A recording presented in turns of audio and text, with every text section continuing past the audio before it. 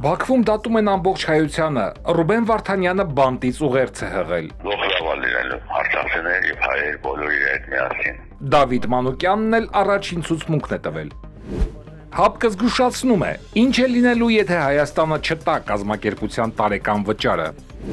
Օջալանի հայտարարությունը փոխեց Անկարայի կովկասյան պլանները։ Էրդողանը քայլ առ քայլ գնում է երազանքի հետևից։ Էրդողանը մտադրություն ունի մեկ անգամ եւս ընտրվելու նախագահ։ Սիրիայում դարձյալ արյան գետեր են հոսում, իրար դեմ են ելել Ասադի կողմնակիցներն ու իշխանության ջատակովները։ Կան զոհեր։ Եվրոպան վերազինվում է, 800 միլիարդ եվրոյի ռազմականացման ծրագիրը հաստատվեց։